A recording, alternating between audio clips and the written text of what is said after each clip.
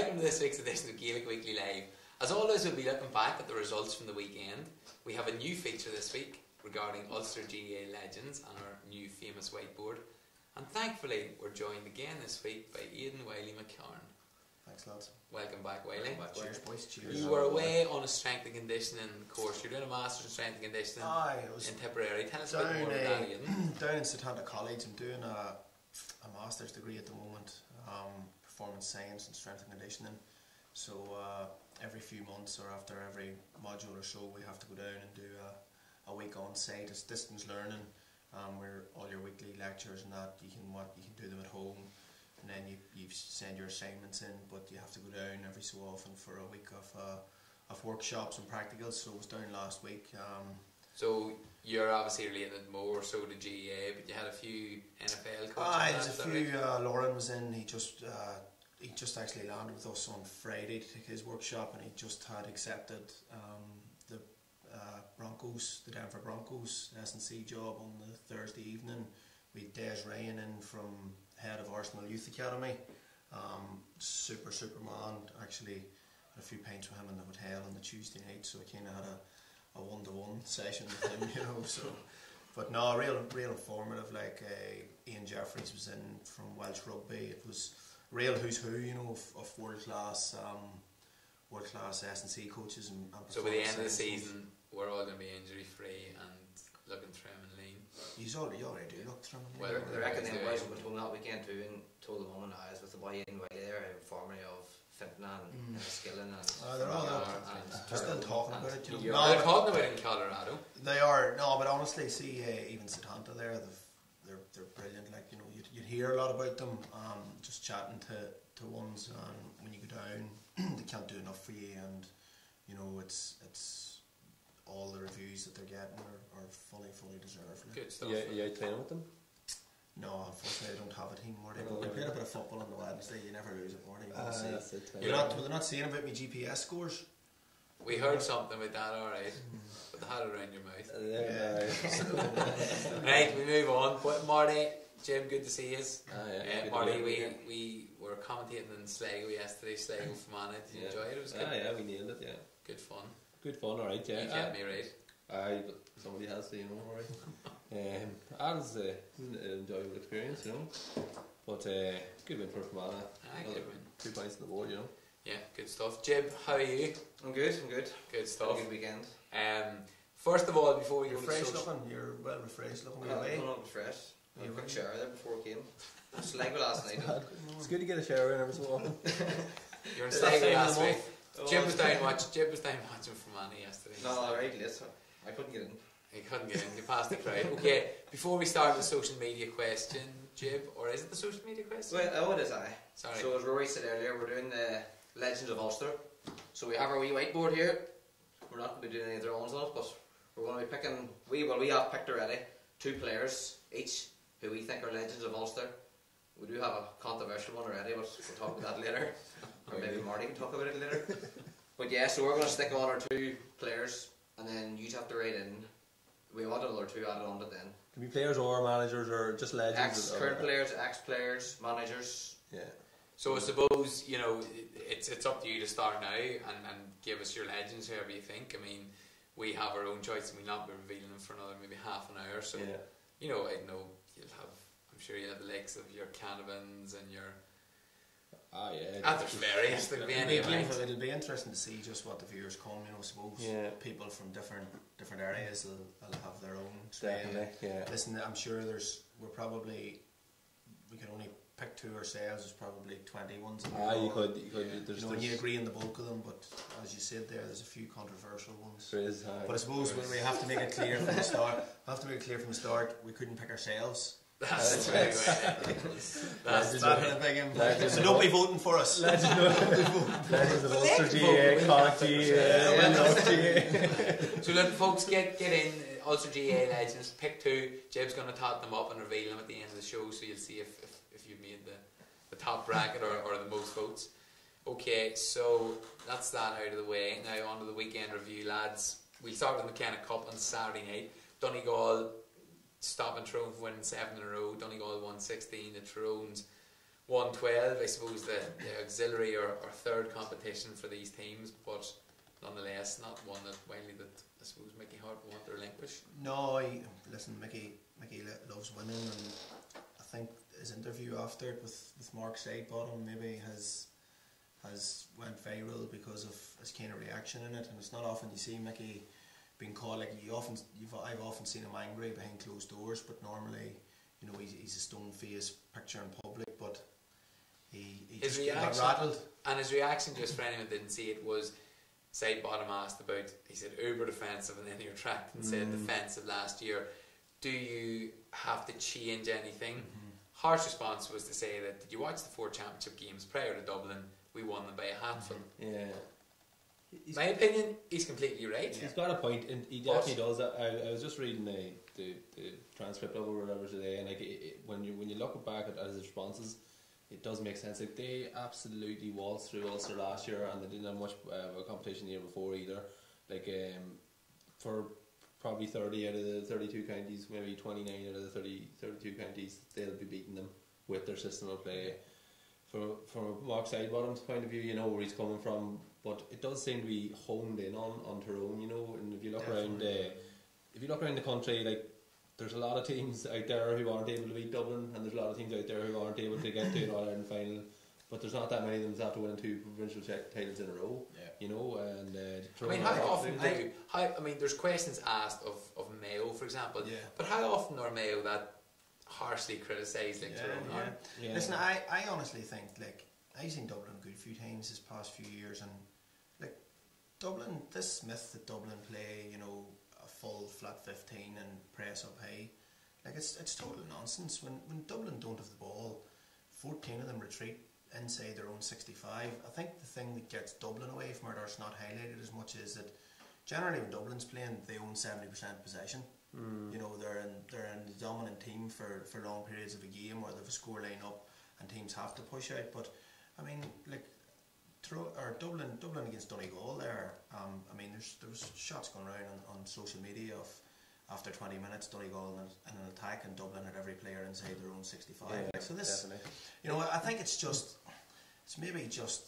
unfair, and like probably being from Tyrone, maybe Jim, you're the same. Like, you know, the talk of this anti-Tyrone agenda from RTE and that, and it's come down, and you know, maybe I'm not saying it is where it's fueling from, but maybe it is. Like, and I know, like Mark Sidebottom kind of tried to laugh it off halfway through it. Mickey asked him back, "Did you watch our championship games last year?" And he said, "I seen the Dublin one." I think trying to diffuse the situation, but it only riled Mickey more. Like, and like he's human at the end of the day, isn't he? Yeah, and I think the big thing is that a lot of people outside Tyrone don't take into fact, you know, is that the last trophy that Cormac McAnallen held as a Tyrone player was the McKenna Cup, so it takes special significance, you know. And I know, like, people kind of slant it and slag about the McKenna Cup and Tyrone, you know, their pursuit of winning it all the time, but I think it's more to do with Mickey's connection with Cormac and that special bond with it, you know. So it was disappointing relinquishment. The game itself, I suppose there was a lot of changes in each team. They play again in 2 weeks, Marty. So it's hard to look into the game itself with all the changes. It's good for the young Donegal team, you know, and good for the rest of Ulster. I think that Tyrone have been beaten, because like 6 or 7 in a row would be, you know, it's not great for the rest of us looking on. Like for Fermanagh, for example, being in a few McKenna Cup semi-finals, like, would do Fermanagh the world of good to get a McKenna Cup title under the belt. Like, you know, it's looked upon as a you know, it is the third tier competition, like, but it's a trophy at the end of the day, you know. And it would be no harm to break up that Tyrone monopoly on the McKenna Cup at all, and it's good to see the young Donegal team win it. Well, we should mention a fantastic goal from Hugh McFadden on Saturday night.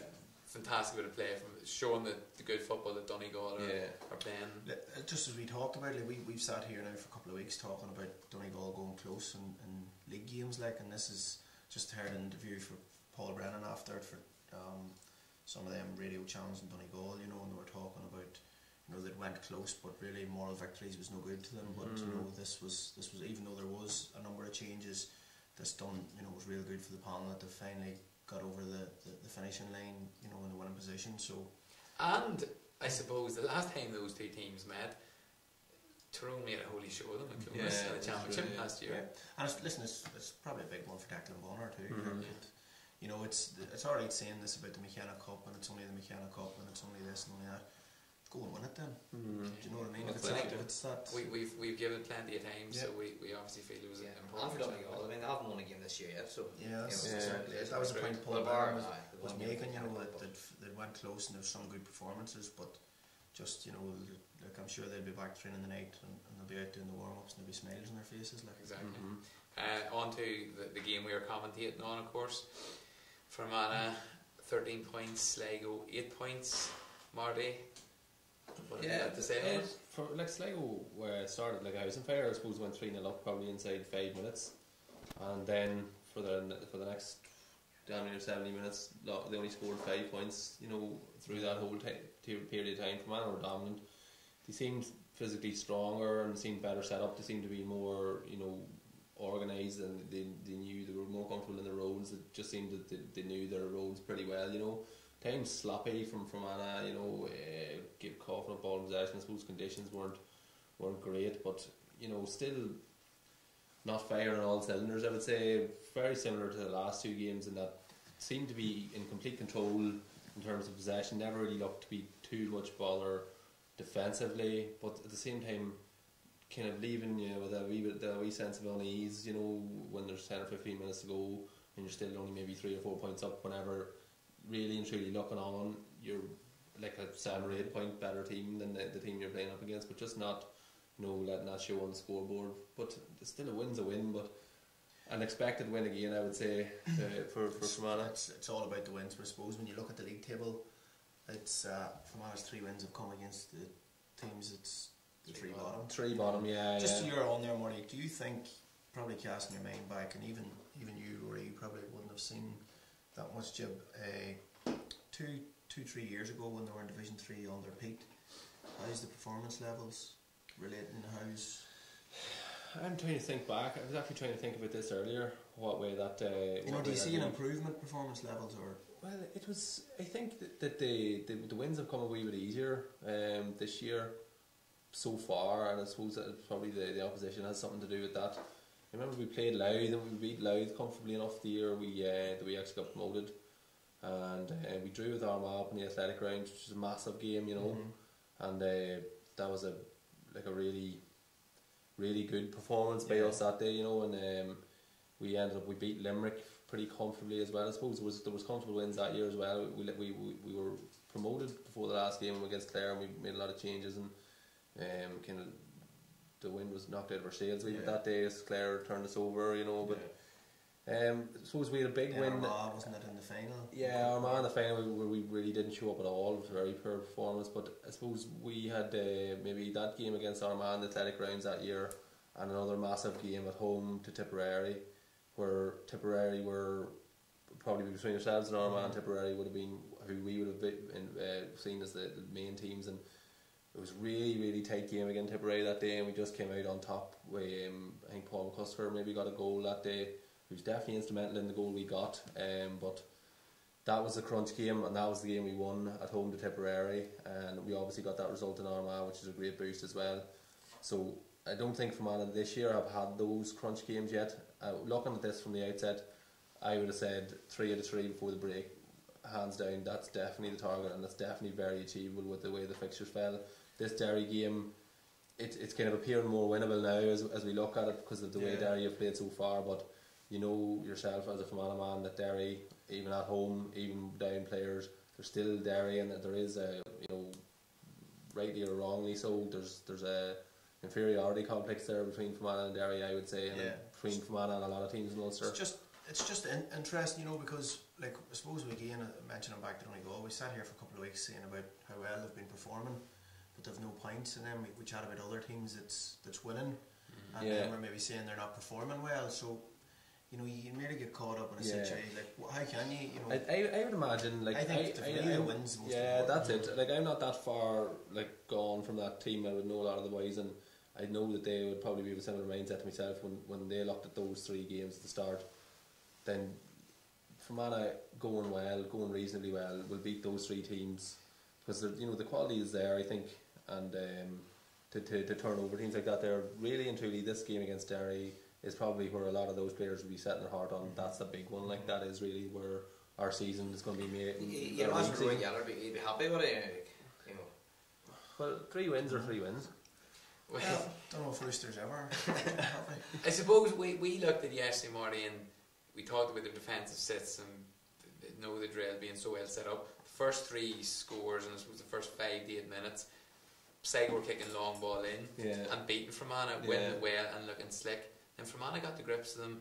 And again, we've seen it very hard, like we have in the other games, to find it hard to break Fermanagh down. Yeah. We're coming up against Derry this weekend. I think you're 100% right there, Ralph. Maybe if it was, like, no disrespect to Sligo, but if you're playing a higher quality team, and, you know, like I know Rory said that in an interview that it seems as if the players' heads were in the bus. You can't do that for the first 10 minutes against higher quality teams because, you know. I think you're right as well. They have had patches of going missing. It's kind of very similar to the 3 matches. The start of the second half has kind of been, you know, although they look reasonably comfortable, they're not really putting the points on the board. And the start against Sligo would be worrying, particularly with a team like Derry, who, when they are going well, are very good. And Derry traditionally have good forwards. You know, even if they're not flowing well, they can get scores. But I think the one more point on it is that, you know, or Fermanagh a bit like when you say they go missing. If they're set up defensively well, is it a bit like Tyrone in that we're struggling up front?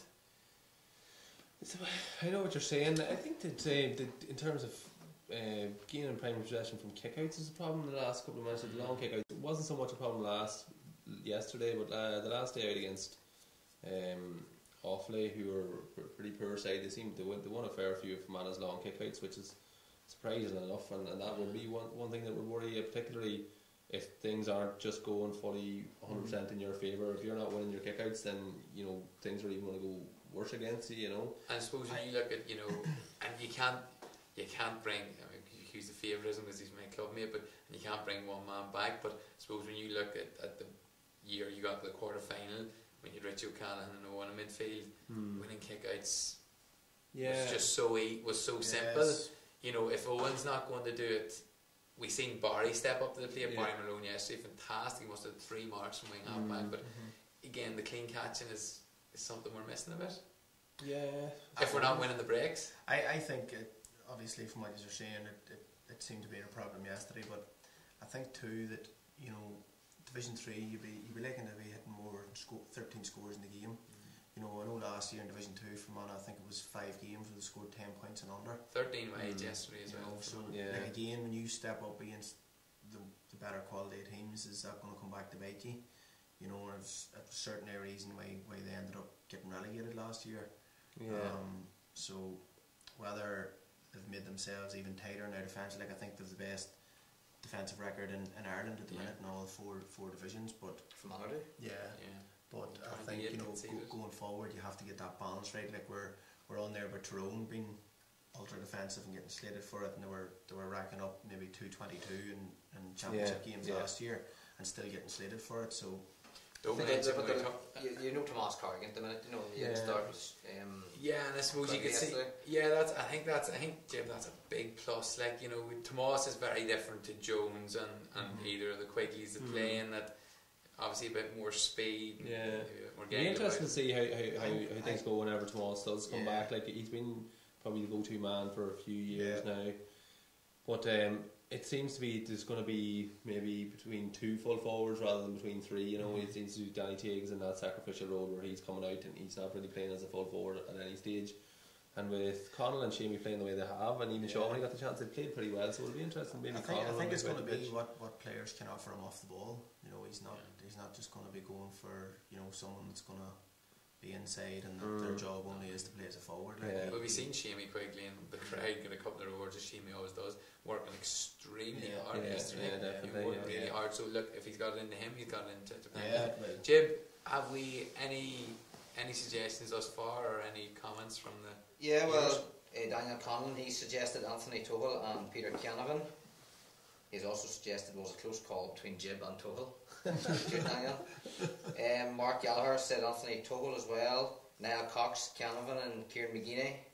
Philip Hughes has said, Emmett Doonan, they're looking for legends. Do you think that Shane McDermott might be up there as well? Good call. Possibly as well. Good Centre call half for back. Fermanagh, He's yeah. got to the semi-final, didn't He was, yeah, centre half back. Also, we have a comment in from Geraldine Kelly. She says, Roy Curtis is spot on the Sunday World. Yesterday, Mickey Hart is the new Arsene Wenger. Should have went 5 years ago. Don't know what 5 years ago, Geraldine was. I'm going, just when you're talking about Right, other Curtis, media outlets, I'm going to bring something up here, Jim, and I didn't tell you I'm going to bring this up. Go for it. But Colin Parkinson said during the week he could see exactly why Hart may not always pick Lee Brennan.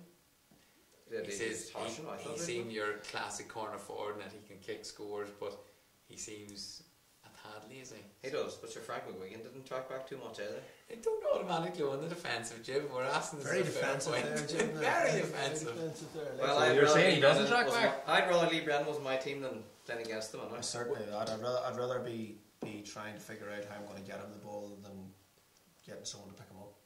Yeah. But Marty. listen, Willie loves being controversial. I seen he said somewhere the past, it was 2 weeks ago, on off the ball, whatever it is, about managers getting paid, and someone had rang in or tweeted into him about, are you the same way that was the highest paid player in Parnell's history in Dublin that's complaining about managers getting paid? So Yeah, he's but he's a good fella.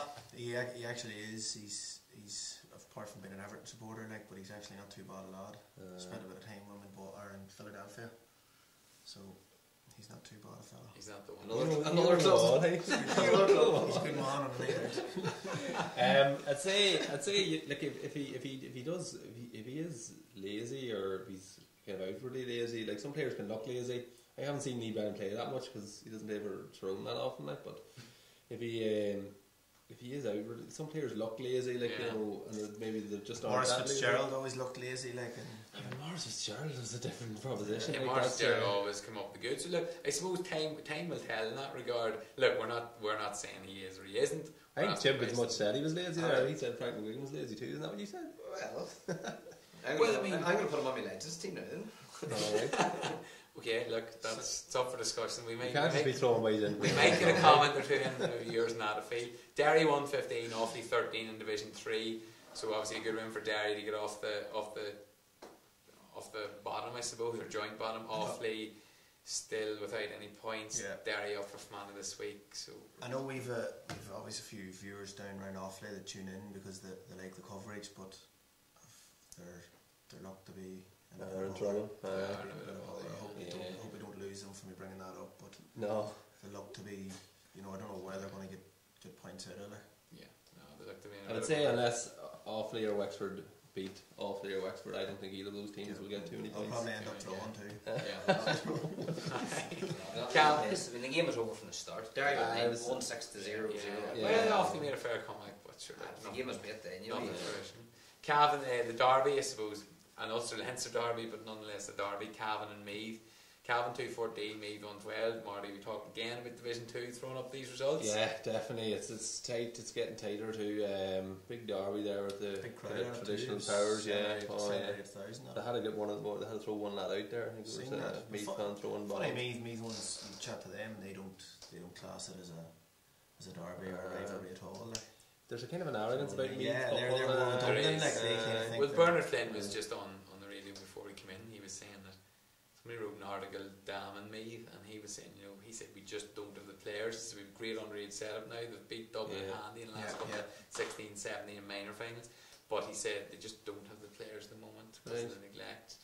I'd say they've got a fair enough team there, and that's a bit strange. I think that's a bit strange. You can say they don't have the players, especially given the population. Like. Yeah, I was just going to say that more. More so than like we talk about Dublin's population, but Meath there and the likes of Wicklow and counties like that that's close to Dublin, they've benefited seriously from the boom and all that in Dublin, where people have moved up to that area and travel in. Like so. It's a good win for Cavan, definitely, and it makes that Division 2 it's just all the tighter. So I was talking to a Cavan man today who, in a week, changed his mind considerably, and I would feel that he would know football very well, but McLean's doing a great job from a week or 10 days ago telling me about, and we've all talked about the disarray, but he thinks they have big problem at midfield actually. He says Killian Clark maybe isn't the answer there, and he says when it comes up in tighter games that they will have some issues. Just when you bring Killian Clark up, I picked Killian Brady, and when you get like fantasy team thinking it was Killian Clark. There you have it, folks, the experts. I don't know what it is. I was like, you picked Killian the gunner. I don't know. Checked it up there the other day. I was like, Killian Brady. Who's that guy? I was like, I picked Killian Clark, but anyway, completely off topic. But the gunner on Mullingar, Gunner's a good lad too. But he's actually trained to be a guard there, so I don't know if he's involved at the minute. You know the one, Wiley. I would say Killian Clark, like, traditionally a fullback, cornerback, he would have started a few years ago, and then funny he played full forward against Tyrone in that drawing game in the Ulster semi-final a couple of years ago. He's definitely he's got the legs for a midfielder out there, you know, but sometimes it's better just to hold a man like that back. Well, Garrod came on at half time. I think he's struggling. He's just I think maybe a bit of tendinitis, but I think what they seem to have got the idea in Cavan, and I think it's a fair enough one. But if you are struggling midfield, get your best players there that can play there. But they like the idea of maybe giving them a freer roll around the forward line because he can kick points. I think they like Garrod in the in the top half of the pitch, like off his right or off his left. He's deadly, like, so. I suppose Cavan again probably traditionally have struggled to get scores. Yeah, a lot of it has been coming through, and against the bigger teams has been coming through their middle two. So they try and keep Garrod as close to the goals as possible. So. But a great win. So Cavan top of 5 points. Listen, but it just shows what wins does. That man has changed his mind from a week ago to get clean and out to 2 wins and a draw, and he's doing a great job. So football, like we're fickle in football. Like and especially when you beat me, I suppose it's something I never realised. I was working in Cavan that it was quite a bit of a rivalry. Especially up around Mount Nugent and all that. They're right on the border. Indeed. Okay. Just a quick one. The FBD League, the Rossies overcame Galway 2-16 and 3-12 again.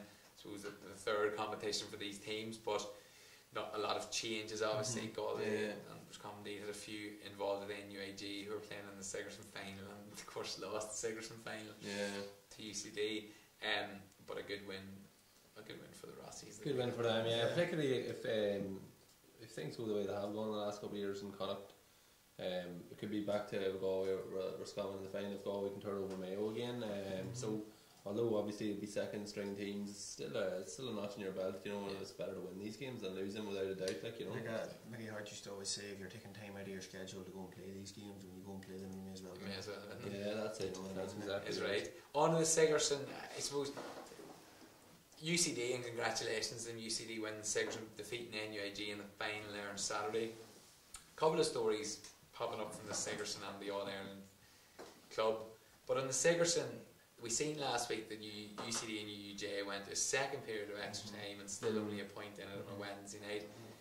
But they've come away from having a Sigerson weekend, which I didn't realise until last week.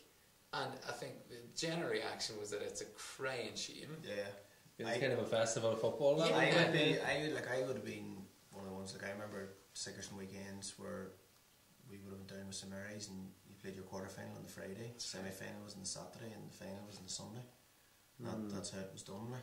And they've since changed it to semi-final. They changed it, but it was still a weekend. It was still a weekend. They played the semi-final on the Friday and the final on the Saturday. And of course, for those that don't know, it's a Sigerson weekend, but it's all third level. Like there's everything going on, and it's almost like I always kind of classed it as the All-American finals in America, where it was just a massive hub of Gaelic games for that weekend, and there was games going on all over the place, and you bump into people that you wouldn't see from one end of the year to the next, like, and they've kind of took that away, and it's kind of went a wee bit against tradition, like, and it's probably lost some of its gleam.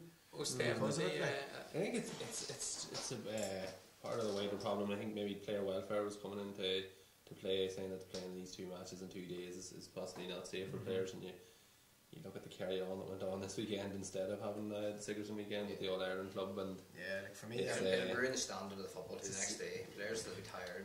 Well, you could say that, but I mean, surely, last year when it was at University of Ulster in Belfast, you know, I just thought it was so raw and fresh to see it on TV, up on the top pitch in Jordanstown, tight, surrounded by a crowd, bit of rope separating them. 2 years ago. 2 years ago, sorry.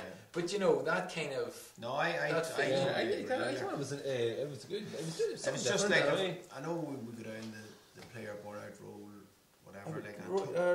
Look at what they had going on this weekend with the lads trying to play the 2 matches within an hour. Like, for me, that's the big thing. I'm going to come back to that. Like, but like, I totally agree with you, Ralph. Like, I remember, you know, you go to them Sigerson games, and remember some areas us playing Queens in the Dub, up in the wee tight pitch, and you know, all that was separating the supporters from the players was baler twine around the whole pitch. Like, and you might have had maybe 4,000 or 5,000 on a Wednesday afternoon, and it was just, you know, the ball would go out over the sideline, and you know, the players were right there, the supporters were right there, and it just made the Sigerson football special. Like, and I think it's just maybe started to lose a wee bit of that. And like what went on at the weekend, I think, you know, the fixtures board, I know it's separate boards, but for me, like, if it's not the Sigerson weekend now, could the hierarchy in the third level colleges not have maybe, you know, that clash is happening? Could we play that maybe this Monday night? Could we play it on the Sunday? Like, what? Why did it have to go against the? And I'm not saying, listen, that the Croke Park were right to fix the All-Ireland club semi-final for the same day, but I just think there should have been common sense, or there should have been dialogue or communication between both sets of boards, because, you know, if you're at NUAG, how do you try and talk a fresher into committing to the Sigerson panel next year if he's involved with a decent club team?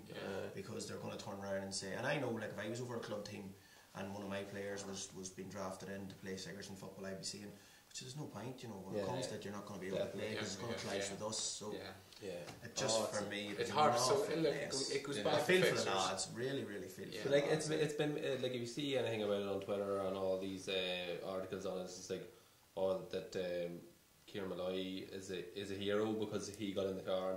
He is a hero, there's no doubt about it, and like, let's not take away from it. It's great that he went and done that. But why is he put in that position? Like, and I see people coming out saying, "Oh, if you want to play football, you play football." Sure, he didn't even have the chance to play. No, he didn't have the chance to be forced to make a decision, like. Yeah, but like, to have to come there at half time, like, and then what happened with Kieran Malloy, folks? He was playing for Cardiff in the All Ireland semi-final, and they won, and then he got a Garda escort, or he was in a Garda car across to play in the Sigerson final for NUAG. On his first attack, he actually hit the post. And Silk was the same when he actually got injured. Yeah, Silk. But I seen funny when it broke about him doing that, and I think it was some of the NUAG ones had tweeted that he was in a car and a Garda escort, and I thought very funny. UCD tweeted back, tell him there's a massive traffic jam on the M50, he's not going to get here. You know, but again, it's an awful situation to put anyone in. Sorry, there was a temporary crash there in the system, but okay, folks, sorry, there was a technical difficulty. Good evening. Fuck, it is crazy too, isn't it? It's ridiculous, like. How do you get a yard escort for that? Ralph? Okay, folks. Gone again? How do you get a yard escort for that, like? Some crime's probably been committed to where the yards are supposed to be. Why are you always thinking that? That's what I was thinking of. Who's Collie Kern? Who's Collie Kern? Yeah, just fucking. Okay, folks, we're back. Sorry, there was some technical difficulties there, but rest assured it won't happen again, and we are back. Okay, so basically, fixtures are a mess. That shouldn't happen. Congratulations on the Sigerson, on the Trench Cup win to Liverpool Hope University, the first team from outside of Ireland, I suppose, to win a third level All Ireland, and also to the New York Colleges team who were over playing. Yeah, great to see. And did them. The old county. You know, you try and keep a straight face to show, I guess, but I mean, but yeah, it was great because it was their first time ever, and you know, didn't even get enough coverage. But the New York, and they said they'll be back. I don't think it did, but then again, is that what we're talking about? Would something like that happening have got more coverage if it was a weekend's football? It'd be interesting to see now, because obviously population-wise, New York have a fair enough pick there. But if you look at Dublin, if you're trying to split them, like, you'd have to probably split New York as well. But Last year. for us. That's a fair point, Marty. Not often you come up with them, Marty. Whenever they beat Leitrim this year, they'll be talking about splitting New York. We'll see. But last year in the under 14, the Fela actually was hosted up here in Fermanagh and in Cavan and Monaghan, and the New York boys won that out, the Division 1A of that, and they seemingly they walked it. Like, I seen them. Yeah, like, in fairness to like the New so York board out there, like there is a massive appetite for getting teams home to play, you know, as much as possible. Irish teams over here, do have a massive appetite in it, and like ideally what they're hoping to do down the line is get to the stage where they'll be fielding a full 15 New York born team in the championship, you know, and that's whether that happens or not, or whether, you know, you'll always have players from here that'll be out around that time, but it's just great to see that, you know, Gaelic games being looked at and thriving so well in foreign lands. Fantastic. Just a final mention then on the weekend, Corofin got the All-Ireland final. Of course, after a minute they lost their full forward for controversial refereeing decision. Strange decision now. I think there's the umpires. He blamed the umpires, but you know, he was basically standing over the man. He had plenty of time to get away from him, but there might have been slight contact with the knee. He didn't mean it, even if there was. But the other part of that, I suppose, is the problem with being an injury. That's the big thing for me. Like if you know, if your fullback's gone down that easy, it's a wonder that he's playing in an All-Ireland club semi-final. I actually thought that, in fairness to I can't think of your man's name now, the full forward, he caught the fullback in the air and he actually helped him to the ground rather than, like, he could have, if he had got out his way, your man would have been the Murphy man would have been a lot sorer. Yeah. But it looked like he did actually contest him in the air and he helped him to the ground, and then he didn't exactly get out of the way, but he got a push from somebody from the side, and then he moved, and myself and Aoife were watching at the wife, and she said, "Oh, he looked like he might have been trying to stand him there." If you're that range, you're not trying to stand on somebody, you're standing them, like, you know. I couldn't believe it. Like, the game on and just about to start, I was just going to drop a tea here before we start. And she come in, Mom was walking off. And not a notion what's going on as well with the boys talking. But Corofin came through 1-6. I think Corofin they looked a lot stronger team now throughout, you know, and they did a great goal. Great goal at the end. Like, you know, the energy they showed and the movement. It was simple football. Like, it was give and go. Yeah, Murphy did rally a wee bit, but they didn't look to be up to the standard. No, I'll be honest. I think it would have been. Like, and they did well. They still got through, but they did well. I think it would have been a crying shame if Corofin, you know, we'd be talking here about a referee having an even bigger impact. As you say, the play acting is a big thing too. Like, and others say you get no luck with that. No, normally forwards get crucified for that. You would normally associate a fullback and be a big, you know, hard as nails type character. Like, disappointing to see. All right, so and then we look forward then this week to Slotney. Slotney, of course, against the Nemo Rangers. This weekend. Do we get points for Dream Team? It's the old Chrissy McKay, the Magal again. Jib, any comments before we go into the Legends board? Yeah, we do indeed. Wiley's good mate here, Satanta College. Oh, good. Just gave their picks. Mickey Linden and Peter Canavan. Mark Gallagher said Marty McGrath. We shouted also to Una Lunny. She's gave Paul Brewster and Peter McGinty the vote. Good choices, Una. Kevin O'Rourke has said Collie Kern and Jason Riley. Tell that man he's allowed to pick other people that just isn't connected to ski or. Yeah, well, Donny Ferris actually read in Jib saying who's Collie Kern was very funny. thought the cameras had went down. We apologise for anything that was said off the air. I'll add you in too now. Just lost a viewer there. We really do apologise for anything that was said off the air. Oh dear. Okay, there we are. Okay, we actually have a couple of comments too about the matches. Meath are getting worse. Something seriously wrong within this great county. Needs to be rebuilt from the bottom up. And Meath were just outclassed by a better team. Then on the Tyrone match, Owen McNeilis was excellent throughout. His vision and silky skill is a joy to behold. He's great boost. Only going to have him back this year. Like, he's really magnificent athleticism, fielding, and the occasional kickouts. That's a big word. What was that? Magnificent what? Athleticism. Thanks very much. Alright, Jim, have a breather. Okay, folks, so we're into the Ulster GA Legends board. We have 2 picks each on the sofa and chairs. We're going to start with 1 each. Jib, do you want to get the board out there, Jib, and we'll bring up the pictures? These? Do you want to put it in front of the boys, or wherever suits? Where's that high-tech blue tag? Okay, Jib. So Jib, you're first up. Before revealing the picture, who give us a bit of background on your first player, your first pick. I'll pick one of the very own now. My man, I've actually got a few stats on him. He's won 6 Ulster titles, 3 All-Irelands, 2 NFLs, he has 5 All-Stars. He's a Footballer of the Year 2008. He's All-Stars Footballer of the Year 2003. And he also got Man of the Match in an All-Ireland final 2008. He's the one and only Sean Kavanagh. Hard to pick him. Yeah, Nobody can doubt it. Of course, we had the boys in the Moy in last week. Yeah. The All-Ireland champions along with Sean, so He's done well it all. done, Sean. Has One of Sean's greatest honours, I'm sure. This.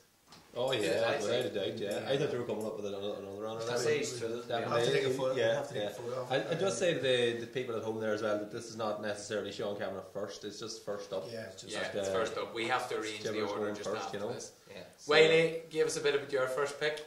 my first pick was probably the first player I ever really hated as a Gaelic fan. For me, he's probably was the first what you would call the modern day footballer. He was the one that he took probably the first thing we heard about strength and conditioning and that, and he probably was the midfielder that dragged his county certainly to an All-Ireland title, but he was much more to them. Like, he was a free taker, he was their general, he was their go-to player. He was a joy to watch. I remember, I think it was the 1993 National League final in Croke Park. Was the first time I've seen this man live in the flesh, like, and he almost single-handedly beat Tyrone that day, and he scored a goal with the last kick of the game that from a 45 actually it dropped in, and Plunkett Donaghy I think was on the line, and it went through his hands and into the net. But he was actually mentioned by a few viewers there, but for me it's Anthony Tohill. I think he was the Derry man. Yeah, I think he was the man that started this modern day athleticism of a midfielder winning ball and primary possession and being able to kick points at the end of it, and just his whole ability to get around. And yeah, he was kick points and save points. I've seen him points catch the and ball save points. over the bar a couple of Yeah. times. An absolute animal. He had a wee stint with Man United too, He did. He did, stint with United, and it's not often I pick a Derry man that was connected with Man United. It's not often I pick one of them. Never mind someone that was both. Like, but Okay, so Anthony Tohill next to cut. Marty, give us He's a... up first, right? Here we go. A lesser known Ulster legend. I've gone for a man from Mana. He was on the Junior All Ireland winning team in 1959. we're talking about the honours these two boys have, and then you're coming in with Junior up. This was a big deal at the time. They beat Let him speak. They beat Kerry on the way to win that All Ireland. Actually, so they did back in the day. He's a legend around Fermanagh for many years. He won 5 championships and 6 leagues. He trained famously with the Down team of the 1960s. He was living up there at the time, and they were trying to poach him in to play, and they reckon that he was as good or better than a lot of the lads on that Down All Ireland winning team. He actually was the first Fermanagh man to play on a winning Railway Cup team. He displaced James McCartan in the final, and he scored 1-4. James McCartan, who was Player of the Year in 1962 and 1963, this was 1964 I think, or 1965 maybe, and he was Player of the Match in the final and scored 1-4 in a winning Railway Cup. He's a Devonish man, and he's a Fermanagh man. He's P.T. Tracy. P.T. Tracy, okay. So a bit of a legend. Probably, maybe not even that massively well known from Fermanagh outside of it, maybe more so by the older generation. Yeah, I think now people who have lived through the generations have heard the like of Peter Quinn, and people who would have maybe witnessed maybe those football back in the 60s right through say that this is one of the best that Ulster's ever seen. No, I taken the hand earlier. My in-laws are Garrison, and that's right. Yeah, actually across the road from where PT grew up. Knowing the reputation and that, like, but I suppose this is a great thing about this is because it's different stories we have to tell on the players and why we picked them, and obviously the viewers will be no different. So it's going to be good to see who they come up with. Donny Fair's actually agreed with your pick too.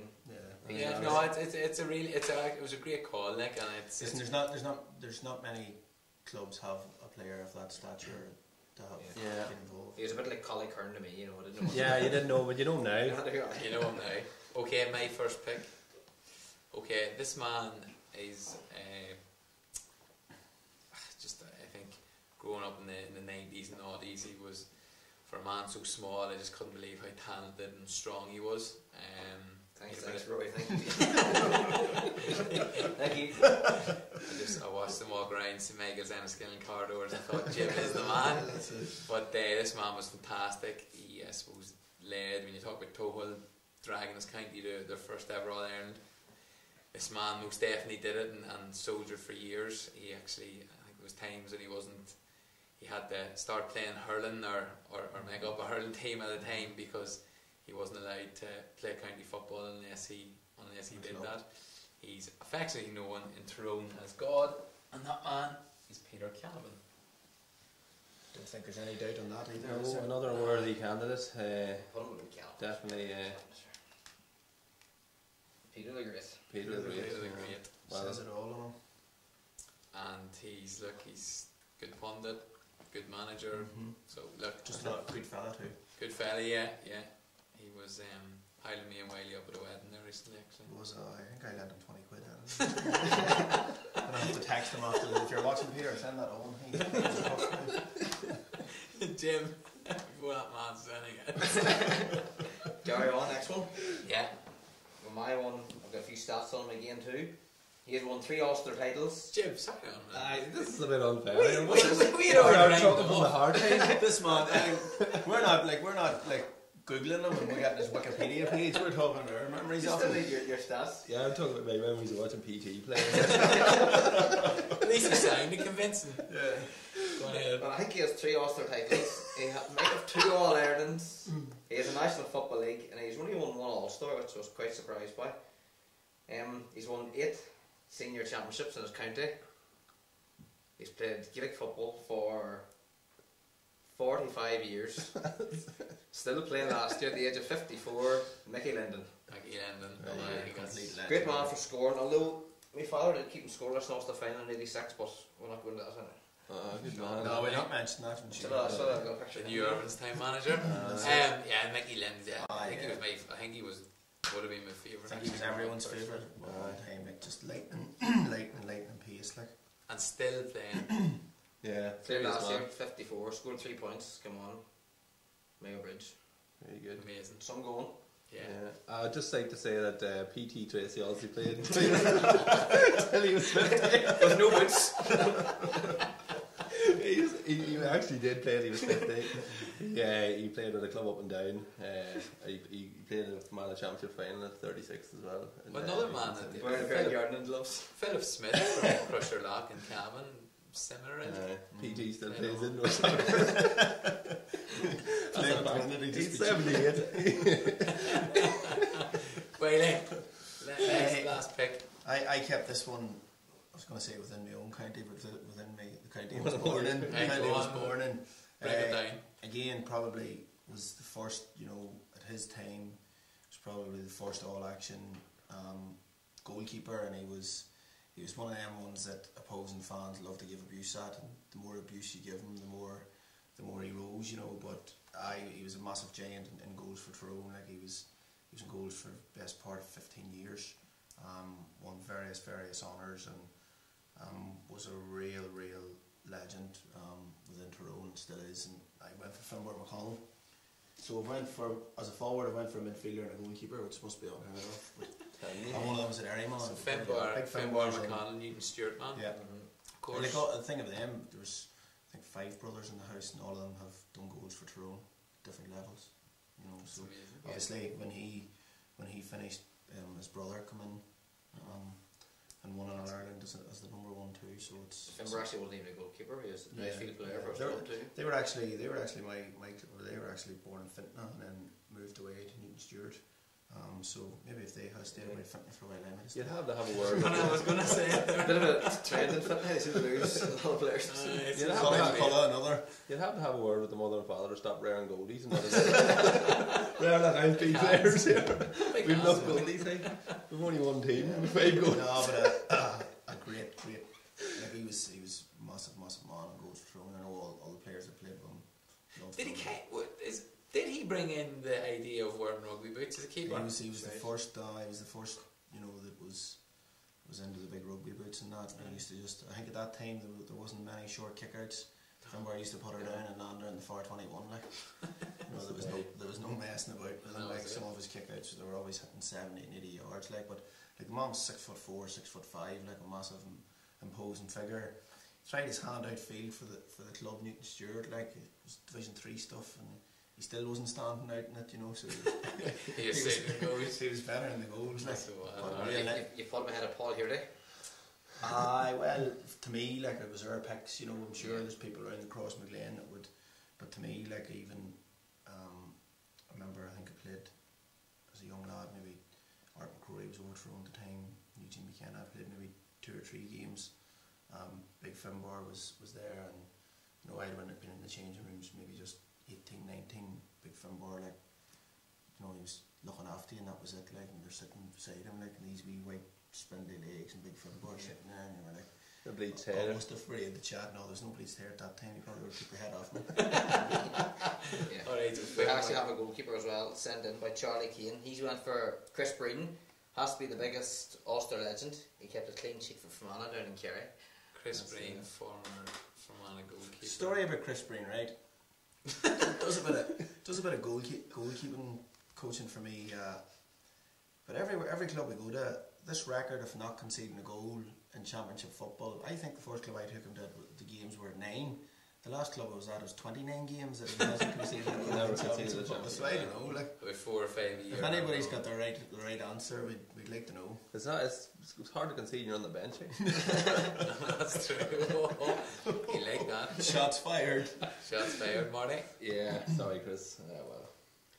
Next up. Your last pick. Is this in black and white or is it? Just about. Is it another Garrison? It's a Barry Maroon, just say it. You got it. Paddy McGuinness. No, this man, I suppose, we're looking back in now, like, you know, we like I had to tell you twice who PT was that there. I don't think anyone will have to explain who this man is. Probably in 30 or 40 years' time, he's kind of a bit of an icon. As a player, he stood out. You know, he won, obviously, he won in All Ireland. He was involved in All Ireland team. He won, I think, maybe Sigerson titles with maybe 3 or 4 different colleges. He was to colleges football what you are to county football, Wiley. He was around them all, and he won Sigersons with a few of them. Then he come back into our reckoning probably in the last 10 years as a manager, and his record for that as a manager speaks for itself as well. He had great success with Donegal underage. I think he won an Ulster title with the under-21s and got them to an All-Ireland final. Then when he got the senior job, he transformed the county. They had great players and he just transformed them into a different animal. He transformed Gaelic football nearly from 2011 to 2015. I think he won maybe 4 Ulster titles and an All-Ireland final, an All-Ireland title as a manager as well. He's a rare looking chap, but he's Jim McGuinness. Very good. That's a great picture. Yeah. I always like to remember Jim McGuinness like that. as that. I like that.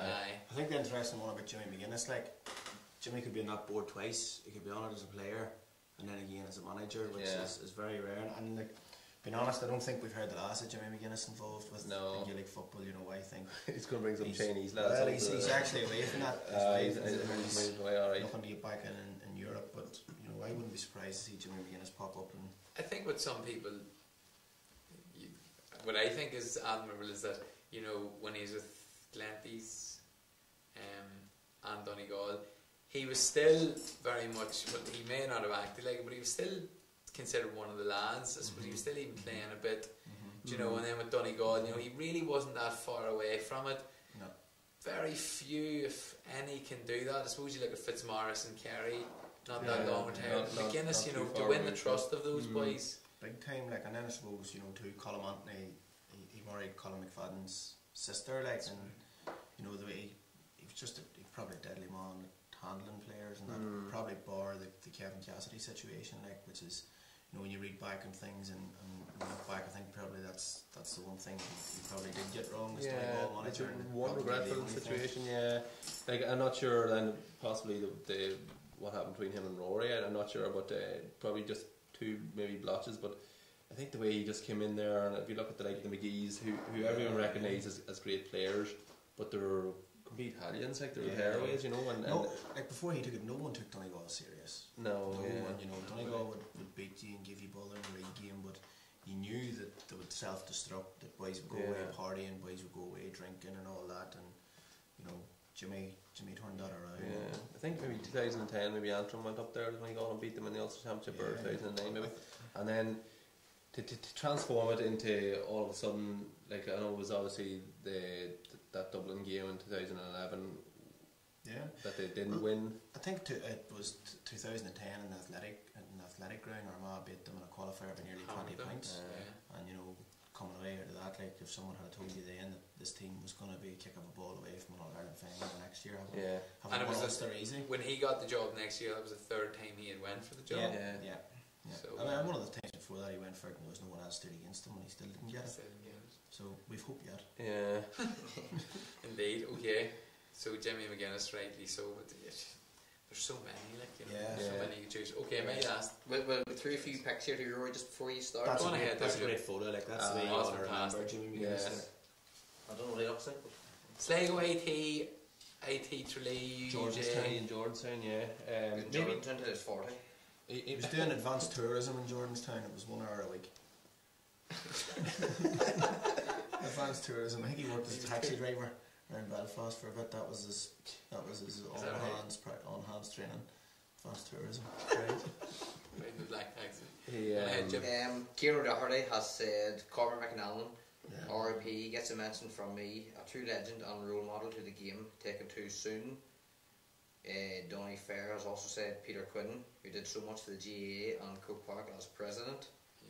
Pat Armitage has went for Sean O'Neill, legend on the down panel in the 70s. Great Sean O'Neill, as he was referenced, of course. Yeah, he is one of only 4 down players to win 3 All-Irelands.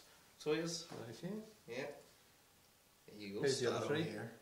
Lawson? No. Who's the other 3? Kieran Kelly has said Pat King in there as well. Yeah, definitely. Good Tralee man as well. Yeah, great man. Yeah, so there's a lot of good picks there. Plenty of picks, folks. Jim, I hope you're topping them up there because the viewers' numbers are going on at the end. And you can't just now put into Tralee man and say that this was the vote, like, because we can. I could write in King now in that way. Yeah, and I think the unfortunate thing with this is we only had 2. Yeah. Okay, my last pick is somebody is still playing. Somebody that we have had on the show, and I think we all agreed he was a fantastic guest, so honest, and you just see the drive in him. But I suppose he's still playing, and he still has so much to achieve with his club. In both codes, he's achieved a massive amount already, and this Saturday, I suppose, we'll look to achieve even more again. I went for Chrissy McCaig. I watched them last, and it's not one game that made up my mind, but I watched him in the hurling semi-final last week, and you know, I didn't know a massive amount about him hurling. I'd seen him, but it's just he's driving them on.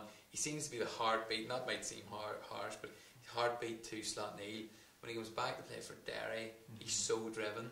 What he's done in Limavady, you know, in an area where I suppose where he teaches in an area that's most definitely not a Gaelic stronghold, and what he's done with some of the underage Derry structures is admirable.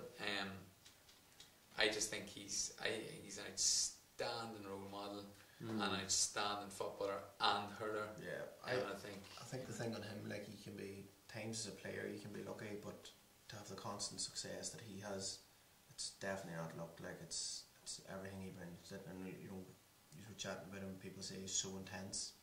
That probably reflects in his the awards that he wins and accolades he gets. Like, definitely has achieved a lot in a short period of time. And still more to achieve. So give me a few points on my dream team, which would that was definitely add to it. But so that's okay. So that's our 8 picks. Obviously, it's there to be argued with. Jib is going to give us the picks of the viewers. Yes, give me a lot. But not yet, he's going to give us the picks. But what's going to happen is, next week we have Kieran McKeever in, former Armagh footballer, and he is going to, I suppose every time we have the guest in, what they're going to do is they're going to bring somebody along, they can rearrange the order, and of course they will move somebody out in place of their own pick. Now lads, what we have to do quickly is agree the order of status. Ooh, that's interesting now, that's going to be tough. Okay, so... Right, well, we'll start from the bottom up. I'm not going to anybody soon. Anybody related to anyone watching out there, it's no offence, it's nothing personal. So, while you're saying PT Tracy, just the in it number, let's call it number 10. Call that 7 or so. 10. Okay, 7 or 8. Finbar. So Finbar and PT. We'll just put them in twos, sure. Yeah, that's fair enough. Yeah. Okay. Chrissy and Cohen. I lost Mickey Linden. Mickey Linden. This is tight, hey. You're putting Mickey in here along with Chrissy. And then maybe just McGuinness above that, Towell above that, and I cannot two throw men at the top. Well, you can't certainly. Let me just do this from the start. I mean, if we're looking at, I think Peter the Great has to go up top, surely. Is anyone in disagreement, Jib? That's where that's going. No, I can't disagree with that. I personally wouldn't have Towell in the top two. I would probably have something like this. I would probably have something like this. I think we'll do the... I'm just going to go out on a limb here. I think we'll do a theoretical model here, will we? I'm going to say that three beneath them. I won't agree to two throw men in the top two. Not at any stage. They're joint. But it's 3. Yeah. And I think surely Mickey has to just go in there. Come up here. Aye. We'll do a 3 underneath them. The 2 dairy men. PT. Big Finbar. Get Big Finbar out of there. All hurdles. Keeping goals like always, not. Joe Bryan. Looking up above them to the boys, looking up and saying good man, Sean, go on, might give it into Peter, ball in, back in it. Yeah. Joe Bryan's actually said Paul Eardy. He's about 50 championships to his name. Yeah. Paul Eardy. Joe's just not as good a stats man as his brother here. Pat Armitage has went for Peter McGinty as well. How's that looking? It's not looking that great there. I am not going to disagree. Pat says his dad's nod for the board is Mick Higgins. He won 7 Ulster championships and 3 All-Irelands with Cavan in the 40s and 50s. Yeah. We can't. I went back to 1959 junior. I can't go to the 40s. I just can't remember. Sure, everything was at the war. I just can't mind it. Now Cox has put Finbar down to say Jib's foot there. As Neil Cox, we'd like to thank for giving us a hand during the comedy. Getting everything set up. Big Tyrone man. Loves Tyrone. And Liverpool. And Liverpool. Loves Tyrone. So well. Jib's foot. So, what do we think from the viewers, Jib? Have we got any sort of consensus? Will we run a video here and let Jib top them up? Well, I think they're topped up. Peter McGinty, right? The one with the most votes. Okay. Then we have a lot of people just on ones, but the first person to come in that we didn't pick was Kieran McGeaney. Fair enough. Kieran McGeaney, okay. So we're going with Peter McGinty and Kieran McGeaney. Yeah. Fermanagh first ever All-Star, and Kieran McGeaney, of course. Kieran McGeaney, the Armagh winning captain in 2000. Have we got a marker? Do we need to draw them in there? Marker. Jib, we'll add them in. We'll get a photo. Oh, here it is here. Do you want to draw them or will I draw them? Draw them, alright. Oh, you have to draw them. Do you want for Peter McGinty and Kieran McGeaney? Draw them in. We'll have the photos on for next week. Yeah, draw them. Put McGeaney on the bottom there. Keep the suggestions coming, folks. It'll be interesting to see who Kieran McGeaney is. Yeah, because we are going to change it next week, as we said, and all. Well, that'll be. So it's some. Kieran McKeever picks someone and someone comes off, he replaces them. Yeah, and he can rearrange the order once we actually finalise the order next week. Because there was quite a bit of debate there. In fairness, I think we kind of all thought that PT Tracy, McKaig and McConnell, probably 3 of the people might go. Who say? McGeaney, yeah. It's good discussion. It's interesting enough to, like, there's so many people out there, like Pete McGrath hasn't going to mention there, like, you know, to bring that down team to 2 All-Irelands in the 90s, like, obviously there's used to yeah. Even Mickey Hart for all he's done, like. Mickey Hart is right, yeah. Like Ashley McConville. Like there's a number of players you could look on that Tyrone team of the Naughties and then of the Armagh team. Isn't another good shout was someone put in there, Peter Quinn. Peter Quinn, yeah, that's right. It doesn't just have to be from the administration side of things. In a sense, we're going to get a few more arguments out of this. Yeah, definitely.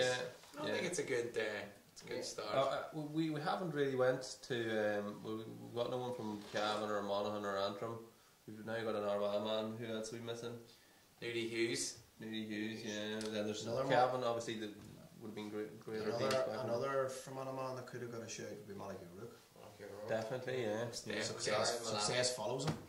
We didn't actually mention. Garmin Ali says Darren Chapman should be top of the list. Owen Maguire says Benny Coulter. Kieran Boyle says second captains usually have the photos framed. Is that right? What's second captains? What is second captains and what has that got to do with Legends of the GAA and Ulster? I don't know. I have no idea. Explain that, Boiler. Kieran might get back to us with his quip. Like Malachi Rook would be, you know. Definitely, with the loop, and then from on the Ulster. I think every club he's been at, he's won a championship. Yeah, success follows him. But Monaghan, they look like they're a point away from safety again in Division 1, like, you know, very strong. Like, Division 3. Yeah. He's won 2 Ulster titles. He's the name a lot, you know, Frank McGuigan is match That's why I thought we were drawing the line under colour and no black and white, like, but obviously Marty makes his own rules up, is he? Yeah, in case you watched, remember we didn't run out of ink. It is an old photograph. Very harsh. I can see a couple of complaints coming in here after Is that even him? It's the man himself. Yeah, like there's so many people, like, and like, so that's just a legend of my club, like, but sure, everyone out there is going to have a legend in their club, like, you know, they're just not going to be as big a legend as oh yeah, that's right. Most and Jim, just to make sure, nobody actually did mention any of us. No. Oh, I was named. Oh, were you? Yeah, Daniel Conlon named me. Yeah. Right. Was your dad named? No, I wasn't named. That's why I had to mention him. You had to. You'd be able to get home tonight. So another man wasn't named John Lynch. John Lynch. Tar Lynch, the boy. Newcastle Derg man. Probably one of the best halfbacks I've ever seen. He was probably way ahead of himself. Like, he was what the modern halfbacks do now. He was doing that in the late 80s, early 90s. Like, he was actually a phenomenal athlete. From 100s, 200s, 400s. Ron Ferdinand. Yeah, he still is. He's hard as nails. No wonder his nickname's Tar. Like, he's hard as the road. We might get Tar in someday. I think John did say come on someday. Still keeps himself in great shape, and definitely one man that could be on that board easily. Good man. Joe Bradley's another suggestion coming in. No surprise that you're big enough Castle Derg these days, Whaley, of course. But why's that? Alright folks, look, that's the board as it stands. We look forward to Kieran McKeever coming in next week. It'd be interesting to see what he says about wee Pete on the top of it. He might have to shift him off there. I would say I can't see Norman man coming in here and 2 Tyrone men being in the top 3, you know. That'll be broken. Yeah, definitely. There's 3 Tyrone men on it. There's only one Armagh man on it, there's 3 Tyrone men on it. Well, I think of prediction, I would say he'll come in and he'll put Hearty in there. They'll take McConnell How out. would he make go a midfielder? Where would this man play? He was midfielder or centre half forward. Playing North, we wouldn't. Sure, here, look, from what Marty's telling us, sure, we don't know. Did he even play at all? Yeah, he did. He was midfielder. We're only having a joke. If any of his family's looking at, we're only having a bubble. Wayne and Marty here. Great, a legend around these points. Yeah. Okay, folks, that's grand. Look, we're going to wrap it up. We are live, of course, this week in association with We Are Ulster Alliance and Gaelic Weekly. We'll be doing the commentary from Fermanagh at home to Derry on Saturday night at 7 o'clock. Sure. Yes. Yep. And it's myself and Jib, isn't that right? Yep. Jib, really looking forward to it, Jib. We're all looking forward to it. He's looking after me. Yeah, really am. So, look, folks, remember to look out for the link online. People are getting plenty of joy out of the comedy so far when obviously you can't make the matches. So we look forward to that. We will have Kieran McKeever in next week. Stay in touch on YouTube, Twitter and Facebook this week. Give us your opinions on the Ulster GAA Legends board. I'm sure there'll be plenty to debate. And we'll see you next Monday at 8 o'clock.